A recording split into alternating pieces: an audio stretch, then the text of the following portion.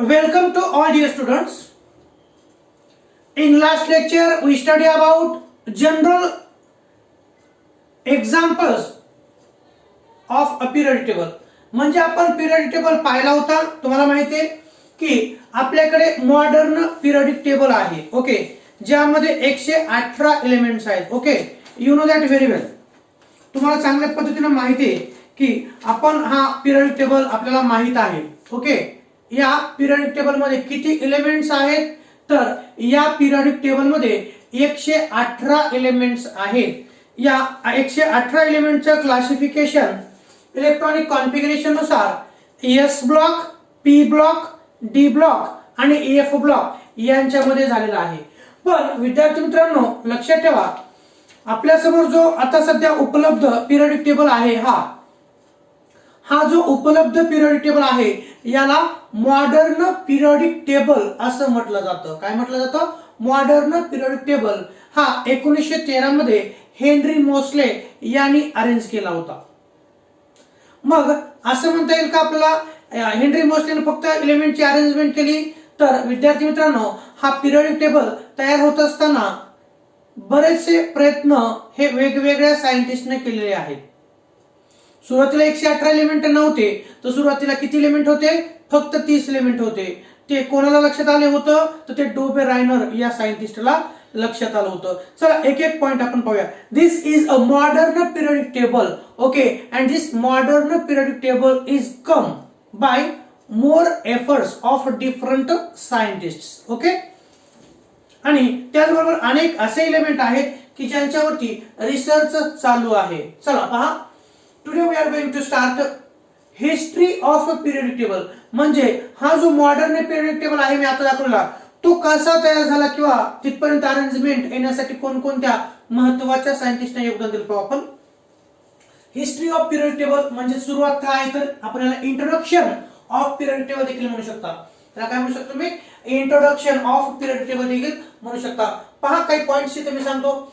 In the early, सगळ्यात अगोदर किती एलिमेंट होते आणि त्याच्याविषयी कोणी एक्सप्लेन केलं होतं? तर सगळ्यात अगोदर in the early 19th century, म्हणजे 1800 शतक संपलं. समजा 1801 पासून आपण याला म्हणतो 19व्या शतक सुरू झालं. कोणतं? 19व्या. 1800 शतक संपल्यानंतर 19व्या शतकाच्या सुरुवातीला, okay, in the early 19th century about 30 elements, किती? About 30 elements were known. 19व्या शतकाच्या सुरुवातीला किती एलिमेंट्स माहित होते? तर 30 एलिमेंट्स माहित होते. एमसीक्यू साठी लक्षात ठेवायचं. Okay, 30 elements were known and were classified into 3 types on the basis of their physical properties such as metals, non metals and metalloids. तर आपल्याला माहितच झालं होतं की सगळ्यात अगोदर 19व्या शतकाच्या सुरुवातीला फक्त 30च एलिमेंट नोन होते, म्हणजे माहित होते. आणि त्या 30 एलिमेंटचं वर्गीकरण फिजिकल प्रॉपर्टीज म्हणजे भौतिक गुणधर्मानुसार केलं होतं. जे एलिमेंट्स काय म्हणतो का, 30 पैकी जे एलिमेंट्स ज्यांच्यातून करंट फ्लो होतो, ज्यांच्यातून हीट फ्लो होते, म्हणजे इलेक्ट्रिकचे जे आपण म्हणू शकतो की गुड कंडक्टर असतात किंवा हीटचे गुड कंडक्टर असतात, त्यांच्यावरती असं आघात केल्यानंतर ते टंकन वाजतात, म्हणजेच लोखंड वगैरे नाही का. त्या ज्या एलिमेंट्सला इलेक्ट्रिक करंट फ्लो होतो किंवा ते हीटचे सुवाहक असतात, त्याचबरोबर ते सोनोरस प्रॉपर्टी दाखवतात, त्याचबरोबर त्यांच्यापासून वायर काढता येते. ओके, तर अशा प्रकारच्या एलिमेंटला त्यावेळेस मेटल म्हटलं होतं. काय म्हटलं होतं? मेटल्स. एक्झाम्पल जर आताच्या सांगायचं असेल तो गोल्ड मेटल आहे, आयर्न मेटल आहे, कॉपर मेटल आहे. तसंच जे 30 एलिमेंट होते त्यातले काही एलिमेंट्स हे मेटल होते, काही नॉन मेटल्स होते. कार्बन म्हणजे कोळशामध्ये असलेला कार्बन हा मेटल आहे का? नाही. त्याच्यातून इलेक्ट्रिक करंट फ्लो होतो का? नाही. तो नॉन मेटल. तो काय झाला? Non metal. मग मेटल, नॉन मेटल, मेटलॉइड हे कशानुसार ठरवण्यात आलं? It was determined in the with help of physical properties. काही मेटल्स होते, त्यातले काही नॉन मेटल्स होते. कोणते होते? कार्बन, नायट्रोजन, ऑक्सिजन हे नॉन मेटल्स होते आणि त्याचबरोबर त्या 30 पैकी काही मात्र मेटॅलॉइड्स होते. म्हणजे जे मेटलच्या पण प्रॉपर्टी दाखवायचे आणि नॉन मेटलच्या पण प्रॉपर्टी दाखवायचे असे काही एलिमेंट ओके त्यांना मेटॅलॉइड्स म्हटलं जायचं. जसं आपल्या सध्याच्या मॉडर्न पिरियडिक टेबल मध्ये जर्मेनियम तुमच्या समोर पाहू शकता तुम्ही. You can refer your modern periodic table as well as your Mendeleev periodic table also. सुरुवातीची हिस्ट्री पाहत असताना आपल्याकडे 2-3 पिरियडिक टेबल असणं आवश्यक येतं. म्हणजेच मेंडेलिव्हचा पिरियडिक टेबल असेल, डोबेरायनरचे ट्रेड्स विषयी एक्झाम्पल आपल्या समोर असणं आवश्यक आहे. मी एक्झाम्पल दिलेले त्यापेक्षा आणखी एक एक्झाम्पल देतो. तर अशा प्रकारे आणि मेटॅलॉइड्स म्हणजे काय, जे मेटलच्या आणि मेटॅलॉइडच्या देखील मेटल आणि नॉन मेटलच्या देखील प्रॉपर्टीज दाखवतात त्यांना मेटॅलॉइड्स असं म्हटलं जायचं. मेटलच्या प्रॉपर्टी तुम्हाला जनरली माहित होता, मी आता सांगितलं. ते गुड कंडक्टर ऑफ हीट असतात, गुड कंडक्टर ऑफ इलेक्ट्रिसिटी असतात. त्याचबरोबर त्यांना आपण ठोकून ठोकून त्यांच्यापासून पट्टी तयार करू शकतो, त्यांच्यापासून आपण तार काढून घेऊ शकतो. त्यांच्यावरती आपण आघात केला की ते असं आवाज करतात, ती सोनोरस प्रॉपर्टी असते. ओके, त्यांना मेटल्स म्हणतो. जे एलिमेंट्स अशा प्रकारच्या प्रॉपर्टी दाखवतात त्याला आपण मेटल्स म्हणतो. जे एलिमेंट्स अशा प्रकारच्या प्रॉपर्टी दाखवत नाही त्यांना नॉन मेटल्स म्हणायचं. म्हणजे त्यांच्यापासून नॉन मेटल म्हणजे काय, त्यांच्यापासून तार काढता येत नाही, त्यांना ठोकून पट्टी काढता येत नाही, ते विजेचे दुर्वाहक असतात म्हणजे बॅड कंडक्टर ऑफ इलेक्ट्रिसिटी असतात. त्याचबरोबर बॅड कंडक्टर ऑफ हीट असतात, त्यांना आपण नॉन मेटल्स असं म्हणतो. आणि काही एलिमेंट्स असतात ते कोणते, तर आपल्याला मॉडर्न पिरियड टेबल पाहिल्यानंतर देखील लक्षात येतं की जर्मेनियम असेल, आर्सेनिक असेल, सिलिकॉन असेल, या प्रकारचे मेटल हे मेटलच्या पण आणि नॉन मेटलच्या पण प्रॉपर्टीज दाखवतात, त्यांना आपण मेटॅलॉइड्स असं म्हणतो. तसंच जुन्या काळी देखील 19व्या शतकाच्या सुरुवातीला जे 30 एलिमेंट माहित होते त्यांचं क्लासिफिकेशन फिजिकल प्रॉपर्टीज नुसार मेटल्स, नॉन मेटल्स आणि मेटॅलॉइड्स मध्ये करण्यात आलं होतं. त्यानंतर पहा पुढं आपण एक एक स्टेप पाहतोय. त्यानंतर काय झालं तर डोबेरायनर हा जो सायंटिस्ट होता त्याने अभ्यासाला सुरुवात केली. ओके, डोबेरायनरच्या असं लक्षात आलं की ते जे 30 एलिमेंट आहेत त्यापैकी काही एलिमेंटच्या प्रॉपर्टीज ह्या थोड्याशा अभ्यास करण्याजोग्या होत्या. म्हणजे काय, जर जे 30 एलिमेंट होते ह्या 30 एलिमेंटला पुन्हा थोडंसं वेगळ्या पद्धतीने अरेंज करण्याचं काम कोणी केलं तर ते केलं डोबेरायनर.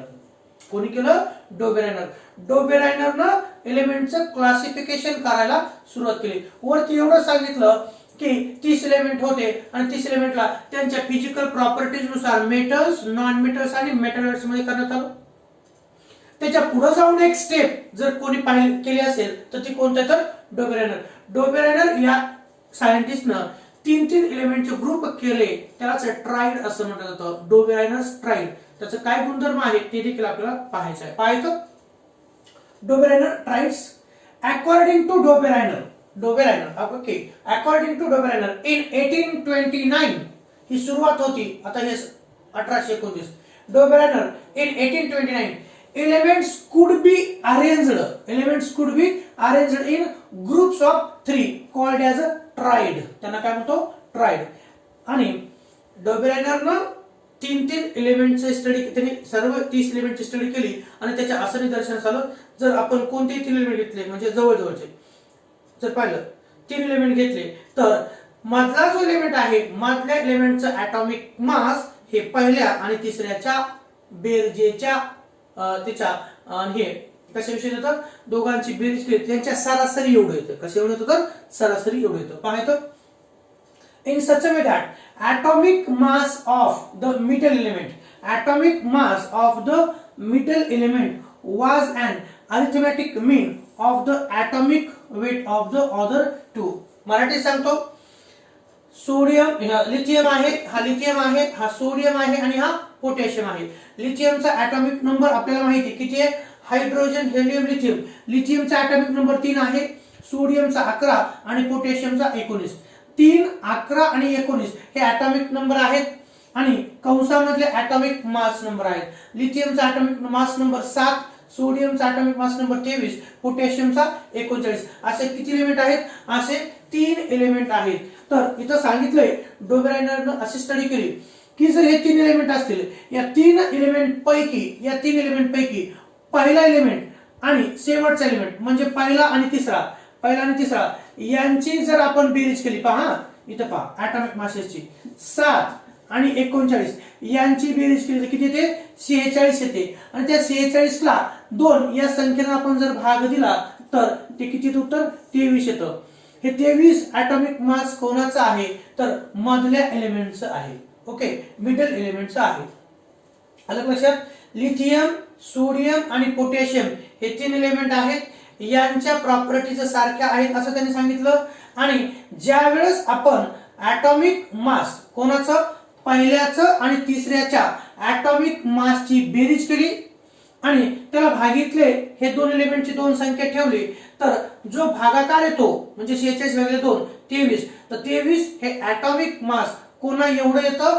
सोडियम एवढं येतं. आणि हे शोधून काढलं डोबेरायनरनं, म्हणून याला म्हटलं जातं डोबेरायनर्स ट्रेड. याला काय म्हटलं जातं? डोबेरायनर्स ट्रेड असं त्याला म्हटलं जातं. ओके, तर ते चित्र सांगितलेलं आहे. ऍव्हरेज पाहायचं 7 + 39. 7 हे काय आहे? तर 7 हे आहे ऍटॉमिक मास लिथियमचं. 39 हे ऍटॉमिक मास आहे पोटॅशियमचं. 7 + 39 होतात 46. 46 भागिले, आता हे 7 कशामुळं? Atomic mass of lithium. हा पहिला एलिमेंट आहे, हा दुसरा एलिमेंट आणि हा तिसरा एलिमेंट. कशामधले? त्या ट्राइड मधले.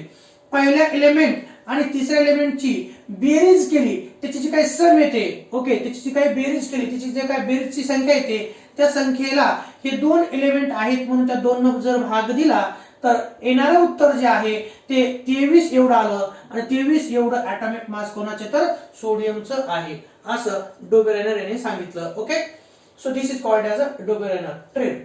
Dobereiner, according to Dobereiner, elements could be arranged in groups of 3 called triads in such a way that atomic mass of the middle element was an arithmetic mean किंवा was an average of the atomic weight of the other two असं त्यांनी सांगितलेलं आहे. एक example, lithium, sodium, potassium.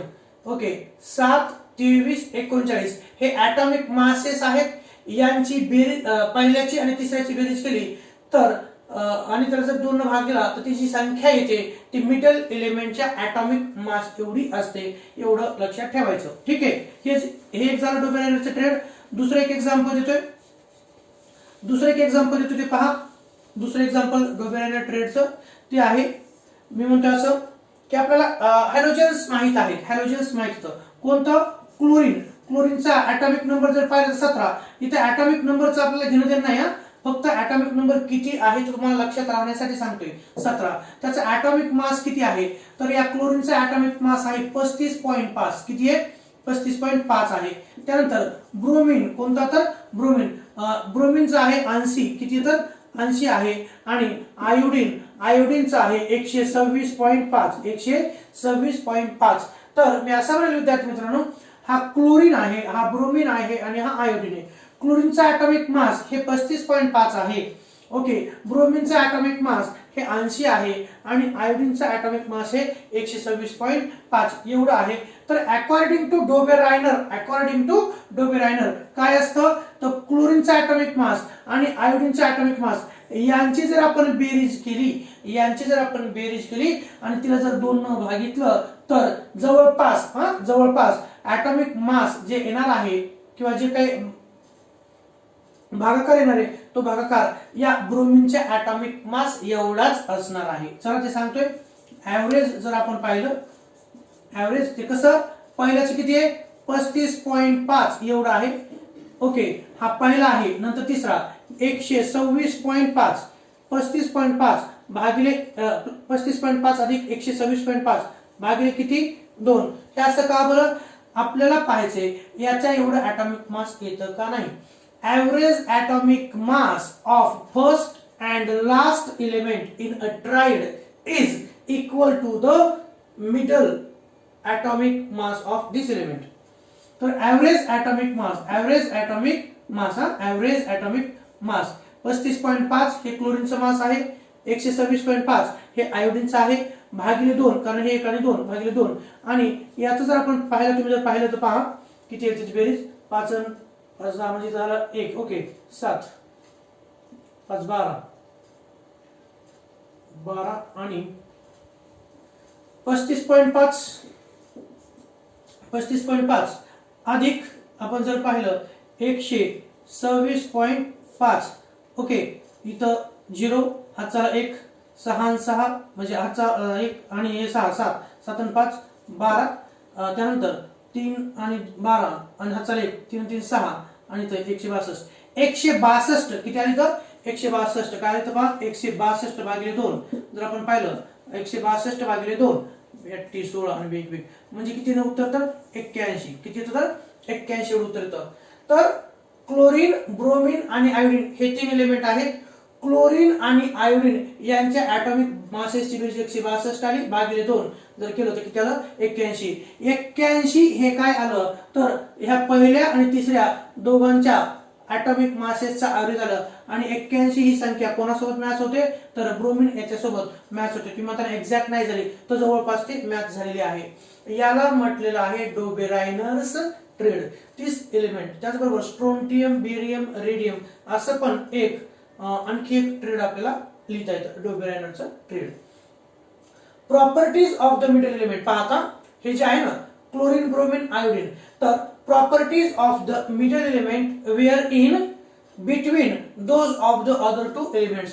जसं की पहा हा जो क्लोरीन आहे हा क्लोरीन आणि इकडचा आयोडीन तर क्लोरीनच्या आणि आयोडीनच्या दोघांच्या मधल्या प्रॉपर्टी ह्या कोणाच्या असणार आहेत तर या ब्रोमीनच्या असणार आहेत. कोणाच्या असणार तर त्या ब्रोमीनच्या असणार आहेत. असं कोणी सांगितलं तर असं सांगितलं सायंटिस्ट डोबेरायनर यानं. पुढची स्टेप त्यांनी स्टडी केली. ओके, इथपर्यंत 30 एलिमेंटचं झालं. Metal, non metal, मेटलाइट्स. नंतर डोबेरायनरनं सांगितलं की ते एलिमेंट्स आहेत त्यांना आपण अशा पद्धतीने मांडू शकतो. त्यालाच आपण म्हटलं डोबेरायनरचे ट्रेड्स. ओके, आता पाहूया डोबेरायनरच्या नंतर कोण आला तर डोबेरायनरच्या नंतर वेगळ्या पद्धतीने मांडणी करण्याचा श्रेय ज्याला जातो तो आहे न्यूलँड आहे. कोणता तो न्यूलँड. त्यांनी काय केलं जसं याने 3 एलिमेंटची अरेंजमेंट केली आणि काय केलं डोबेरायनरनं 3 एलिमेंटची अरेंजमेंट केली तशी न्यूलँड या सायंटिस्टनं 8 एलिमेंट मध्ये काहीतरी वेगळे पण सांगितलेले. त्याने सांगितलं की आपण जर पाहिलं 30 एलिमेंट असतील किंवा काय असतील तर पहिल्या एलिमेंटच्या प्रॉपर्टीज हे 8व्या एलिमेंट सारख्याच असतात. जसं की आपल्याला माहितीये संगीतामध्ये म्हणजे गाणं संगीत जे असतं संगीत मध्ये जसे 7 सूर असतात. कोणते सा, रे, ग, म, प, ध, नी आणि पुन्हा सा. तशा पद्धतीनं इथे देखील प्रॉपर्टीज पहिल्याच्या प्रॉपर्टीज ह्या 8व्या सारख्या असतात किंवा आपण असं म्हणू शकतो 8व्या एलिमेंटच्या येणाऱ्या प्रॉपर्टीज ह्या पहिल्या एलिमेंटच्या प्रॉपर्टीज सारख्या असतात. चला पाहूया. डोबेरायनर नंतर इन्व्हेन्शन कोणी केलं असेल संशोधन किंवा कोणी केलं असेल तर तो आहे न्यूलँड. न्यूलँड हे सायंटिस्ट नाव आहे. Newlands law of octaves. Newland हे नाव आहे आणि ऑक्टेव्ज म्हणजे काय तर आपण अष्ट 8 असं म्हणू शकतो. ओके, आता जसं 1829 मध्ये डोबेरायनरनं थोडासा अभ्यास केला त्याच्यानंतर मग तुम्ही म्हणता सर 1829 नंतर 1865 अभ्यास केला का नाही. तो अभ्यास सातत्याने सुरू होता. अनेक सायंटिस्ट कामाला लागले होते पण ज्याच्या अभ्यासामुळं काहीतरी नवीन जगाला दिसत त्याच सायंटिस्टचा शक्यतो उल्लेख आपल्या पुस्तकामध्ये केलेला असतो. नाही तर फक्त हेच होते का यांच्या सोबत किंवा यांच्या अगोदर किंवा नंतर थोडेफार वेगवेगळे सायंटिस्ट देखील असतात ज्यांच्या की भूमिका ह्या थोड्याशा कमी असतात. Newlands law of octaves. मी असं म्हणेल की तुमच्या समोर पुस्तक असणार आहे किंवा तुम्ही पुस्तक काढून त्यामध्ये एक्झाम्पल पाहू शकता. इंटरनेटवरती तुम्ही एक्झाम्पल पाहू शकता डोबेरायनरच्या ट्रेडचे. त्याचबरोबर न्यूलँड्स ऑक्टेव्हचे काय असतं नेमकं ते तर पहा. न्यूलँड इन 1865 ऑब्झर्व दॅट आता अभ्यास करत असताना न्यूलँड 1865 observe that if elements were arranged in an order of their atomic weight कशानुसार जर ते जे काही संशोधन केलेले एलिमेंट आहेत किंवा जे एलिमेंट उपलब्ध आहेत त्यांना जर आपण अरेंज केलं त्यांच्या ॲटॉमिक वेट नुसार म्हणजे ॲटॉमिक मासेस नुसार लक्षात घ्या म्हणजे अशा पद्धतीने. Okay, atomic weight were arranged in an order of their atomic weight. The properties of every eighth properties of every म्हणजे प्रत्येक 8व्या properties of every eighth element were similar to those of octaves found in music. It is called as the law of octaves. तर मला तेवढं सांगायचं आहे, जास्त काही detail नाहीये, की न्यूलँड या सायंटिस्टनं जे काही उपलब्ध होते 1800 किती मध्ये 1865 या काळामध्ये जे काही एलिमेंट उपलब्ध होते त्यांनी एक नमुना करून पाहिला. जे उपलब्ध एलिमेंट ना त्यांना त्यांच्या ऍटॉमिक मासेस नुसार त्यांनी अरेंज केलं. कशानुसार? ऍटॉमिक मासेस नुसार त्यांनी अरेंज केलं. म्हणजेच lithium 7, beryllium 9, boron 11, carbon 13, nitrogen 14, oxygen 16, fluorine 19. Okay, त्याच्या पुढे त्यांनी काय केलं? सोडियम 23, मॅग्नेशियम 24 असे अरेंज केले. आणि अभ्यास करत असताना त्याच्या असं लक्षात आलं की ज्या प्रॉपर्टीज ह्या लिथियमच्या आहेत, लिथियमच्या ज्या प्रॉपर्टी येतात त्या प्रॉपर्टी कोणासारख्या दिसू लागल्या? त्या प्रॉपर्टीज सोडियम सारख्या. म्हणजे लिथियमच्या ज्या प्रॉपर्टी आहेत अशाच प्रॉपर्टीज सोडियम दाखवू लागला, बेरिलियम सारख्या प्रॉपर्टी हा मॅग्नेशियम दाखवू लागला. मग याचा अर्थ काय? तिथं रिपिटेशन होऊ लागलं. काय होऊ लागलं? रिपिटेशन. ज्या प्रॉपर्टीज लिथियमच्या आहेत त्याच्यानंतर 8वा जो एलिमेंट येतो, कितवा? 8वा जो एलिमेंट येतो त्याच्या प्रॉपर्टी देखील लिथियम सारख्या येतात. बेरिलियमच्या नंतरचा 8वा मेंबर मॅग्नेशियम, त्याच्या प्रॉपर्टीच्या सारख्या दिसू लागल्या. म्हणून या प्रकारच्या अरेंजमेंटला न्यूलँड्स ऑक्टेव्स रूल असं म्हटलेलं आहे. जे की आपण पाहतो सूर नाही का जे असतात, किती सूर? तर 7 सूर. ते कोणते? तर आपल्याला हे माहिती आहे, सा रे, मराठी पाहत म्हणली तो सा रे ग म प ध नि सा. ओके, आता पहा, याला 1, याला 2, याला 3 नंबर देतो, याला 4 देतो, याला 5 नंबर, याला 6 नंबर, याला 7 नंबर आणि याला 8 नंबर. पहिलं जे आहे ते काय आलं? 6. म्हणजे 6 नाही का? सा रे ग म प ध नि सा. आणि 8वं काय आलं? 6. याचा अर्थ एवढं सांगायचं, इथं जसं पहिल्याला 6 आहे तसं 8व्या नंबरला पण काय आलं? 6 आलं. मग जसं संगीत, जसं म्युझिक मध्ये 8वा हा पहिल्यासारखा आहे, 8वा जो सूर आहे तो पहिल्यासारखा आहे. आता याच्यानंतर काय? जसं हे रे, याच्या पुढे काय? तर रे. म्हणजे जसं सप्त जे सूर आहेत, 8वा जो सूर आहे तो पुन्हा रिपीट होणार आहे, तशाच पद्धतीची अरेंजमेंट असते एलिमेंट मध्ये. म्हणजे त्या प्रकारच्या प्रॉपर्टीज दाखवतात. याला कोणता? न्यूलँड्स ऑक्टेव्ह रूल असं म्हटलं आहे. लक्षात आलं का? मग न्यूलँड in 1865 observed that if elements were arranged in order of their atomic weight, the properties of every 8th element were similar to those of the octaves found in music. It is called as the law of octaves. आणि यालाच काय म्हटलेलं आहे? It is called as a law of octaves. पण हा law जो आहे तो जास्त एलिमेंट पुरता मर्यादित नव्हता. तो जास्त एलिमेंटला तो इफेक्टिव्ह नव्हता, तर तो फक्त 20च एलिमेंट पुरता मर्यादित होता. इथं 30 एलिमेंट होते, इथं थोडेसे वाढले होते, इथं पुन्हा आणखी वाढले होते, 63 पण गेलं. पण विद्यार्थी मित्रांनो, हा जो आहे ना सप्तस्वराचा नियम, सा रे ग म प ध नि सा रे, तर हा रूल फक्त कोणत्या 20 एलिमेंट पुरताच मर्यादित होता. मग बाकीच्यांचं काय? मग त्यासाठी याला काही लिमिटेशन्स होत्या. ओके, तर न्यूलँड्स ऑक्टेव्ह रूल याविषयी तुम्हाला फक्त काय लक्षात ठेवायचे? न्यूलँड या सायंटिस्टनं एलिमेंट जे उपलब्ध होते त्यांना ऍटॉमिक मासेसच्या वाढत्या क्रमाने अरेंज केलं होतं. आणि जो पहिला एलिमेंट आहे त्याच्या सारख्या प्रॉपर्टीज, त्याच्यानंतर येणारा जो 8वा मेंबर आहे त्याच्या सारख्या दिसू लागल्या. म्हणजे लिथियमच्या नंतर 8 नंबरला सोडियम आला, तर लिथियम आणि सोडियमच्या प्रॉपर्टीज सारख्या जाणू लागल्या. ज्या प्रॉपर्टीज बेरिलियमच्या आहेत, बेरिलियमच्या नंतर 8 नंबरला मॅग्नेशियम येतो, पहा तुम्ही मोजून, आणि 8 नंबरच्या हा प्रॉपर्टी याच्या सारख्या होत्या. बोरॉन याच्या सारख्या, बोरॉनचा प्रॉपर्टी ज्या असतील त्या कोणासारख्या? मग आता ॲल्युमिनियमच्या सारख्या होत्या. याचाच अर्थ याला म्हटलेला आहे न्यूलँड्स ऑक्टेव्ह रूल. ओके, पहा इथं, thus sodium and lithium show similar properties. म्हणजेच काय? तर आपल्याला एवढं सांगितलंय की हा जो लिथियम आहे, लिथियमच्या आणि सोडियमच्या प्रॉपर्टीज कशा आहेत? सारख्या आहेत. कोणत्या रूलनुसार? डोबेरॅनच्या ट्रेडनुसार का? नाही. ओके, कशानुसार? तर according to Newlands octave rule. ठीक आहे, दिसतंय. आणि त्यानंतर thus sodium and lithium show similar properties. Law of octave speed after काय? हा इतकं एवढं सांगितलं मला की पहा, लिथियमच्या आणि सोडियमच्या प्रॉपर्टी सारख्या, बेरिलियम आणि मॅग्नेशियमच्या सारख्या, बोरॉन आणि ॲल्युमिनियमच्या सारख्या, कार्बन आणि सिलिकॉनच्या सारख्या, नायट्रोजन आणि फॉस्फरसच्या सारख्या, ऑक्सिजन आणि त्याच्यानंतर सल्फरच्या सारख्या, फ्लोरीन आणि त्याच्यानंतर कोणाच्या येणारा क्लोरीन यांच्या प्रॉपर्टीज कशा सारख्या. हे कुठपर्यंत होतं? कॅल्शियम पर्यंत. कुठपर्यंत? Calcium. But what is next? तर नेक्स्ट त्याला काही एक्सप्लेन करता आलं नाही, म्हणून law of octaves failed after calcium. कॅल्शियमच्या नंतरच्या एलिमेंटला हा रूल इफेक्टिव्ह नव्हता. मग कोणत्या प्रॉपर्टीज? तर फिजिकल प्रॉपर्टीज ज्या असतील, मेल्टिंग पॉइंट असेल, बॉइलिंग पॉइंट असेल किंवा त्याची आणखी डेन्सिटी असेल, या प्रकारच्या साधारणतः प्रॉपर्टीज ह्या पहिल्याच्या आणि आठव्याच्या सारख्या दिसू लागल्या असं म्हणणं कोणाचं होतं? माझं नाही तर कोणाचं? न्यूलँड याचं होतं. ते आपण मान्य केलं आणि त्याच्यानुसार आपण अभ्यास करत आहोत. हे पूर्वीचं आहे. ओके, हे पूर्वीचं आहे. हे झालं. तर प्लीज एवढं पाहून घ्या आणि नंतर आपल्याला जायचंय पुढच्या स्टेपकडे, Mendeleev's periodic table. So before that within a 5 second you can overlook दिस.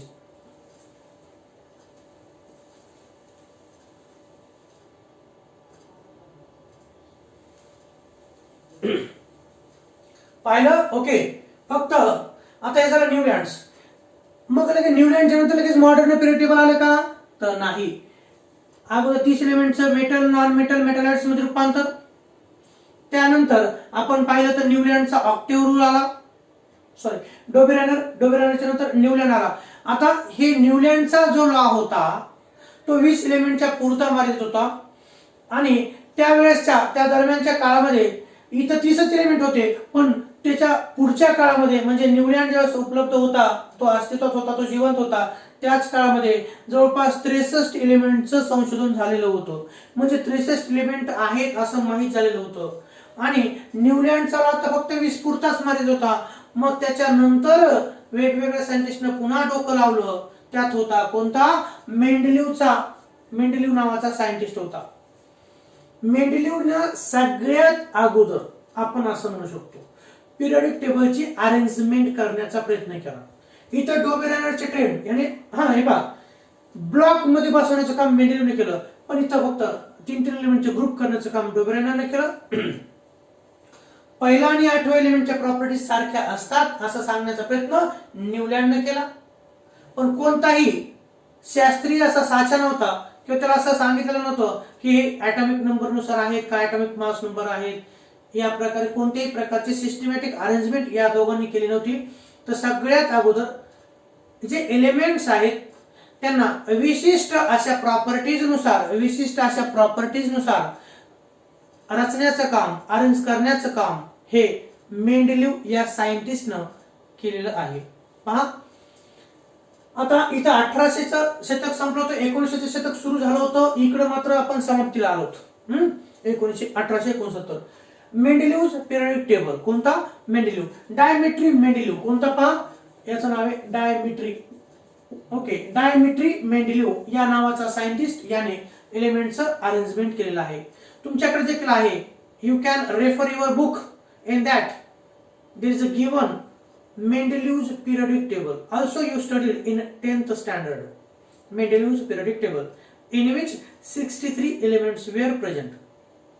तिथे पण आपण जर पाहिलं 8 ग्रुप 7 पिरियड्स होते, पण 8 ग्रुपचं डिव्हिजन हे एबी प्रकारे केलेलं होतं. ठीक आहे, आपल्याला फक्त थोडीशी हिस्ट्री पाहायची आहे कारण आपलं ध्येय हे मॉडर्न पिरियडिक टेबल पाहण्याकडे असणार आहे, पण आपल्याला हिस्ट्री पण माहित असणं आवश्यक आहे. चला, मेंडेलिव्हज पिरियडिक टेबल.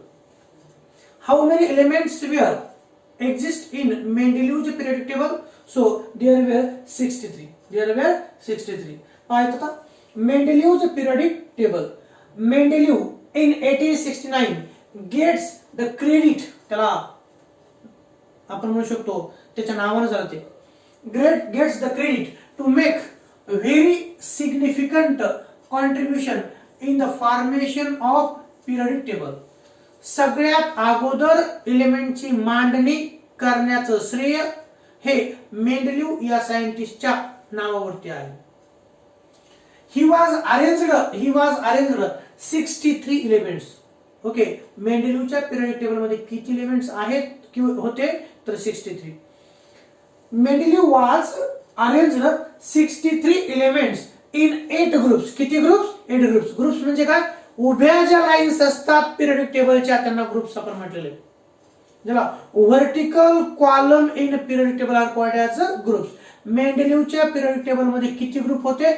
8 ग्रुप होते. त्यात ए बी असं सब डिव्हिजन देखील केलेलं होतं. हे आपल्याला पाहिजे. He was means Mendeleev was arranged 63 elements in 8 groups and 7 period according to the atomic weight. आणि कशानुसार मांडणी केली होती त्याने? atomic weight नुसार मांडणी केली होती. त्याच्याकडून देखील काही चुका झालेल्या आहेत, नक्कीच चुका झालेल्या आहेत. आता आपण जर पाहिलं मॉडर्न पिरियड टेबल, हा जर आपण पाहिलं कोणता? हा आहे मॉडर्न पिरियड टेबल. हा कोणी मांडलेला आहे? तर हा इथं फोटो दिला पाहतो मला, इथे दिसतो तुम्हाला फोटो. हा हेनरी मोस्लेनं अरेंज केलेला आहे. Henry Moseley. ओके. तर या अगोदर मेंडेलिव्हचा पिरियडिक टेबल होता. मेंडेलिव्हचा पिरियडिक टेबल अरेंज करत असताना डायमेट्री मेंडेलिव्ह याने ॲटॉमिक वेट नुसार एलिमेंटची मांडणी केली. जसं जसं ॲटॉमिक मास वाढेल तशी तशी त्याची पोझिशन बदलत गेलेली आहे. काही वेळेस त्यांनी जास्त ॲटॉमिक मास असलेल्या एलिमेंटला अगोदर जागा दिली, जी की नंतर द्यायला पाहिजे होते. ओके, पाहूया मेंडेलिव्हज पिरियडिक टेबल. त्याचे वैशिष्ट्य काय आपण पाहूया, किंवा त्याला अगोदर आपण म्हणतो हे झालं. मेंडेलिव्ह पिरियड टेबल मध्ये किती एलिमेंट होते हे लक्षात ठेवायचं. 63. मेंडेलिव्हच्या पिरियड टेबल मध्ये उभे जे कॉलम आहे ज्याला आपण म्हणतो व्हर्टिकल कॉलम किती होते? 8. त्यांना ग्रुप्स म्हटलं जातं. 8 ग्रुप्स पण सब डिवाइडेड होत्या. 8A म्हणजे 1A 1B म्हणजे second A second B third A third B अशा प्रकारे सब डिव्हिजन होतं. आता जसं मॉडर्न पिरियड टेबलचा मॉडर्न पिरियडिक लॉ आहे, the physical and chemical properties of elements okay atomic number नुसार डिपेंड असतात. तसं इथं काय सांगितलं पहा, Mendeleev's periodic law, the physical and chemical properties of the elements are periodic function of their atomic masses. Atomic masses नुसार property त्याच्या change होतात. The physical and chemical properties of the elements are periodic function of their atomic masses. हे नाव दिसत नसेल तर थोडं मोठं काढतो. ॲटॉमिक मासेस तुम्हाला असतं which is the correct statement about Mendeleev's periodic table. तर प्लीज लक्षात ठेवा, कोणत्या फिजिकल प्रॉपर्टीज म्हणजे भौतिक गुणधर्म आणि रासायनिक गुणधर्म हे कशानुसार होते? तर ॲटॉमिक मासेस नुसार होते. तुम्ही म्हणता ॲटॉमिक मास म्हणजे काय? आपण पाहिलेले हायड्रोजनचा ॲटॉमिक मास किती? 1 आहे. पण जर आपण पाहिलं कार्बनचा ॲटॉमिक नंबर 6, ॲटॉमिक मास किती? 12. सुरुवातीलाच आपण पाहिलं ॲटॉमिक मास म्हणजे प्रोटॉन आणि न्यूट्रॉन याचं एकंदरीत मास, याला आपण ॲटॉमिक मास म्हणतो. ठीक आहे. The physical and chemical properties of the elements are periodic function of their atomic masses. This is a statement of Mendeleev's periodic table. तुमच्याकडे पिरियड टेबल आहे, तुम्ही तो पुस्तकात पाहू शकता, लगेच पाहू शकता त्यामध्ये नेमकं काय आहे. त्यानंतर आता मेंडेलिव्हने नेमके काय वैशिष्ट्ये सांगितलेले आहेत पिरियडिक टेबलचे ते आपण पाहतोय. त्याला आपण म्हणतोय main features of the Mendeleev's periodic table. Main features of the Mendeleev's periodic table. तर काही वैशिष्ट्ये मेंडेलिव्हने त्याच्या पिरियडिक टेबल मध्ये जे एलिमेंट्स अरेंज केलेले आहेत ते कशा पद्धतीने अरेंज केलेत? तर त्याच्या ॲटॉमिक वेट नुसार. कशानुसार? ॲटॉमिक वेट नुसार. पहा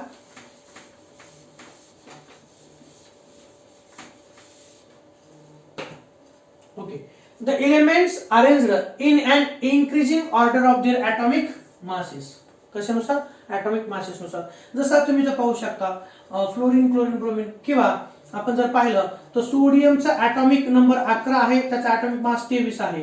मॅग्नेशियमचा ॲटॉमिक नंबर हा 12 आहे, ॲटॉमिक मास 24 आहे. तर मेंडेलिव्हने जो पिरियड टेबल अरेंज केला तर अगोदर कोणाला जागा दिली? त्यांनी सोडियमला जागा दिली. का दिली? त्याचं कारण सोडियमचा ॲटॉमिक मास किती आहे? 23. मॅग्नेशियमचे किती आहे? 24. ओके. तर आपण असं म्हणू शकतो in Mendeleev's periodic table the elements arranged in an increasing order of their atomic masses. atomic masses च्या जशी संख्या वाढेल तसे ते अरेंज केलेले आहे. ओके. म्हणजे आणखी तुम्ही म्हणू शकता ॲल्युमिनियम असेल तर ॲटॉमिक नंबर 13, ॲटॉमिक मास 26. तुम्ही म्हणता मग आपल्या पण पिरियड टेबल मध्ये म्हणजेच मॉडर्न पिरियड टेबल मध्ये पण तसं अरेंज केलंय.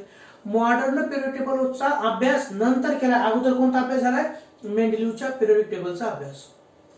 ओके, म्हणून आपण पाहतोय आत्ताच्यात आणि मागच्यात काय फरक होता, नेमकी हिस्ट्री काय आहे. ओके, बॅक हिस्ट्री काय आहे ते आपण पाहतोय. तर मेंडेलिव्हचा जो 63 एलिमेंटचा पिरियडिक टेबल होता त्याच्यामध्ये जी अरेंजमेंट होती ती 63 एलिमेंटची होती. त्यात काही रिकाम्या जागा देखील ठेवल्या होत्या, काही रिकाम्या जागा देखील ठेवल्या होत्या. The elements arranged in an increasing order of their atomic masses. तुम्ही पाहू शकता तुमच्या समोर पुस्तकात, तुम्ही पिरियडिक टेबल मेंडेलिव्हचा काढू शकता. द हॉरिझॉन्टल रोज, कोणत्या? हॉरिझॉन्टल म्हणजे आडव्या लाईन, म्हणजे कोणत्या? आडव्या लाईन असे यांना काय म्हणायचं? You know that very well. Periodic table मध्ये ज्या आडव्या लाईन होत्या त्यांना काय म्हणतो आपण? पिरियड्स म्हणतो आपण. काय म्हणतो तर? पिरियड्स. आणि ज्या उभ्या लाईन असतात त्यांना काय म्हणायचं? त्यांना आपण म्हणतो ग्रुप्स. त्यांना काय म्हणतो? ग्रुप्स. आताच्या पिरियड टेबल मध्ये आणि त्या पण त्याला तेच नाव दिले होते. The horizontal rows are called as periods. Horizontal rows are called as periods, while vertical columns म्हणजेच उभे, while vertical columns in a Mendeleev's period table were called as groups. उभ्या लाईनला ग्रुप्स म्हटलं जायचं आणि आडव्या लाईनला पिरियड्स म्हटलं जायचं. मेंडेलिव्हच्या पिरियड टेबल मध्ये किती ग्रुप्स होते? तर मेंडेलिव्हच्या पिरियड टेबल मध्ये 8 ग्रुप होते आणि 7 पिरियड होते. 8 ग्रुपचं ए बी या प्रकारे त्याचं रूपांतर होतं. ओके, समजा मी म्हटलं हा ग्रुप नंबर 1 आहे, तर यामध्ये हा ए हा बी. ओके, हा ग्रुप नंबर दुसरा असेल तर हा ए हा बी, अशा प्रकारे अरेंजमेंट होती. The horizontal rows are called as periods while vertical columns are known as groups. There are 7 periods. There are 7 periods in Mendeleev's periodic table. There are 7 periods. किती होते? 7 आडव्या लाईन होत्या, जसं तुम्ही इथं पाहू शकता. हा जो आपला मॉडर्न पिरियड टेबल आहे यामध्ये पण जर तू पाहिलं तर आडवे किती पिरियड्स येतात? 7 पिरियड्स. किती तर 7. तसंच इथं देखील होतं. There are 7 periods in Mendeleev's periodic table. There are 8 groups. किती? There are 8 groups from 1st to 8. Roman अंकात ग्रुप्स होते तिथं 1 ते 8. जसं या पिरियड टेबल मध्ये आपल्याला 18 ग्रुप पाहायला मिळतात. किती? 18 ग्रुप. तसं मेंडेलिव्हच्या पिरियड टेबल मध्ये 8 ग्रुप्स होते. रोमन अंकात 1 ते 8 त्यांना नोंदवलेलं होतं आणि त्यात first A first B, second A second B अशा प्रकारे देखील त्याची अरेंजमेंट होती. There were 8 groups from 1st to 8 in Mendeleev's periodic table.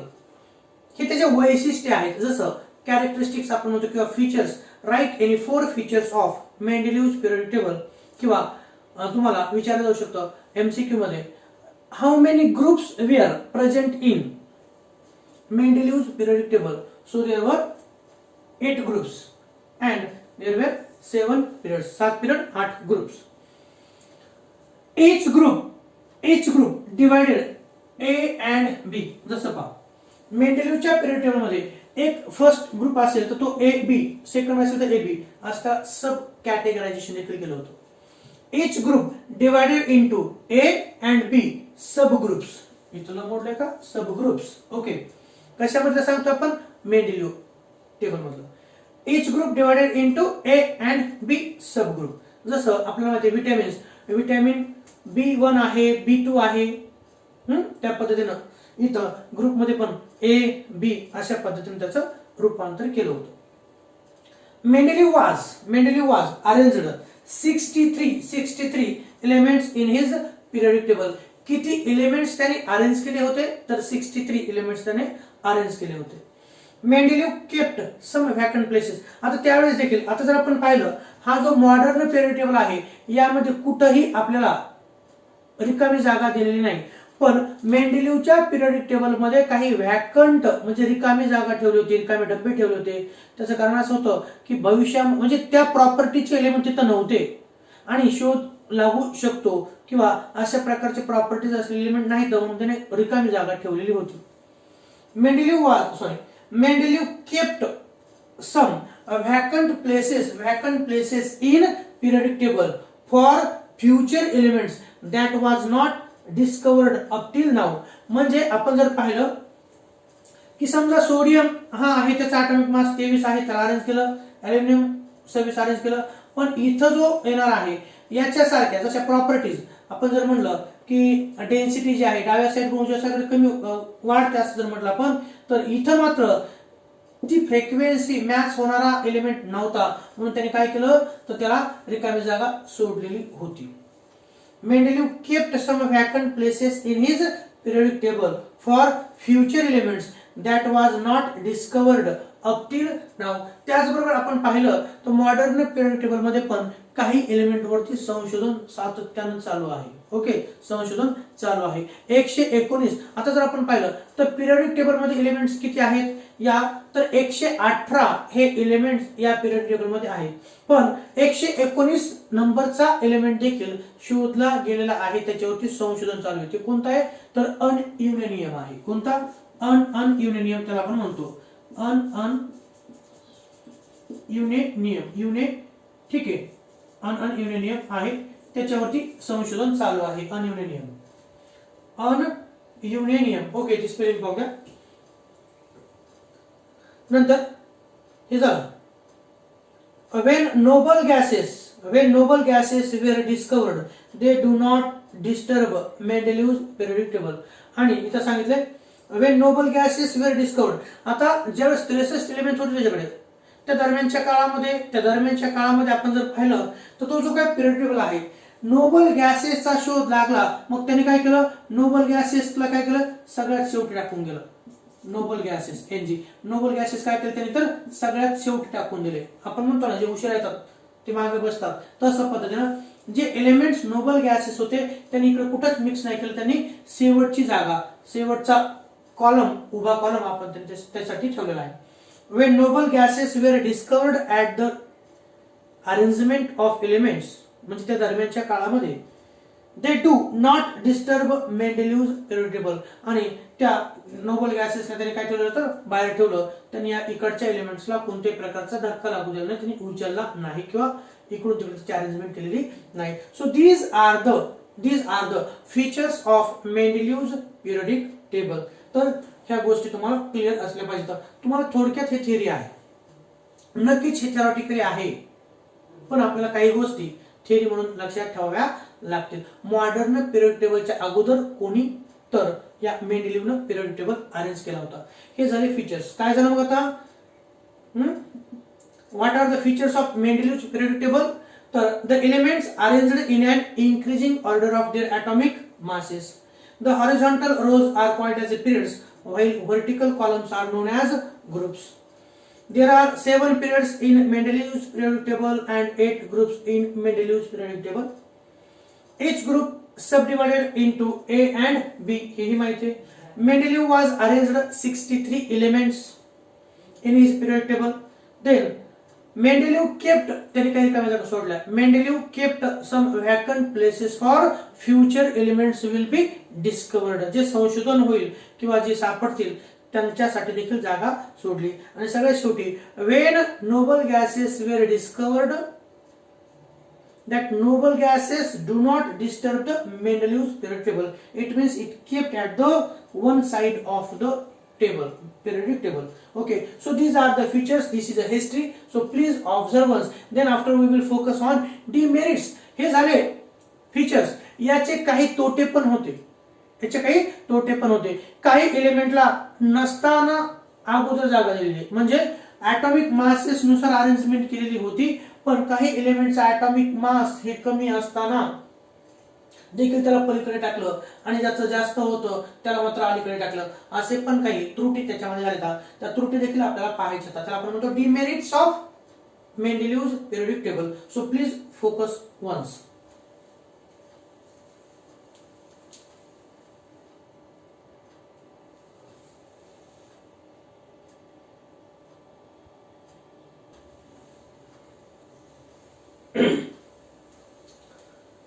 जसं आपण पाहिलं main features of Mendeleev's periodic table, तसेच त्याच्या काही त्रुटी देखील आहेत. काय त्रुटी आहेत जेणेकरून हेनरी मोसलेनं नवीन पिरियड टेबल ठेवला ते पण पाहू आपण. त्याला आपण म्हणतो डिमेरिट्स ऑफ मेंडेलिव्ह पिरियडिक टेबल. आपण जर म्हटलं हा मेंडेलिव्हचा पिरियडिक टेबल आहे ओके जनरली, तर तुम्हाला मी टाकलेला आहे तो पिरियड टेबल तुम्हाला ऑब्झर्व करायचा आहे. जो तुम्हाला पिरियड टेबल तुम्ही नेटवरती पण सर्च करू शकता की मेंडेलिव्हचा पिरियड टेबल की तुमच्या समोर स्क्रीनवरती येते. तर जो काही मेंडेलिव्हचा पिरियड टेबल आहे ओके त्याच्यामध्ये एलिमेंटचे अरेंजमेंट केलेले आहे. काही जागेवरती एलिमेंट्स ठेवलेले आहेत तर काही जागेवरती रिकामी जागा देखील ठेवलेली आहे ओके. तर त्या पिरियड टेबल मध्ये मेंडेलिव्हच्या पिरियडिक टेबल मध्ये काय त्रुटी आहेत त्या आपण स्टडी करणार आहोत. Hydrogen has no fix position. आपण जर पाहिलं तर मेंडेलिव्हच्या पिरियड टेबल मध्ये हायड्रोजनला फिक्स पोझिशन नाही दिलेली. Hydrogen has no fix position in Mendeleev periodic table. का? त्याचं कारण आहे मी इकडे असं म्हणतोय की इकडचे अल्कली मेटल्स असतात आणि इकडचे हॅलोजन्स असतात ओके.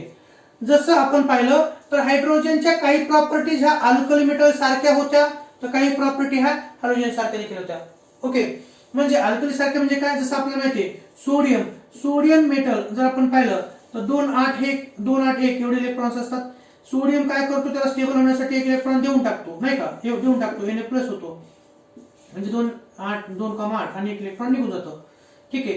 तसंच हायड्रोजन देखील त्याच्याकडे एकच इलेक्ट्रॉन आहे आणि काय करतो तो पण इलेक्ट्रॉन देऊन H प्लस ऑब्झर्व करतो म्हणजे हायड्रोजन H प्लस होतो.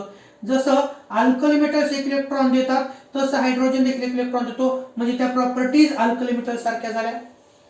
त्याचबरोबर आपण जर पाहिलं की ज्या पद्धतीने हॅलोजन एक इलेक्ट्रॉन आपल्याकडे घेतो तसंच एक इलेक्ट्रॉन आपल्याकडे घेतो. पहा आपल्याला माहिती आहे क्लोरीन मायनस असतं नाही का, हॅलोजनची टेंडन्सी इलेक्ट्रॉन घ्यायची असते. तसंच जर आपण काय केलं या हायड्रोजनला मेटल सोबत रिॲक्ट केलं तर तिथं त्याची -1 ऑक्सिडेशन स्टेट असते म्हणजे तो एक इलेक्ट्रॉन घेतो.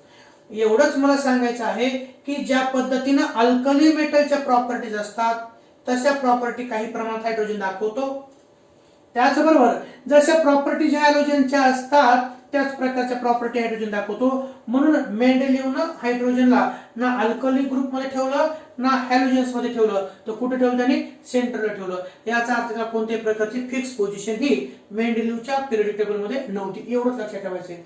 हायड्रोजन हॅज कोणाला पोझिशन होती फिक्स, तर hydrogen has no fix position in Mendeleev's periodic table because it resembles alkali metals as well as halogens. त्याच्या काही प्रॉपर्टीज कोणाच्या हायड्रोजनच्या ह्या अल्कली मेटल सारख्या होत्या तर काही प्रॉपर्टी ह्या हॅलोजन्स सारख्या होत्या म्हणून त्याला फिक्स पोझिशन देत असताना मेंडेलिव्हला अडचणी आल्या होत्या.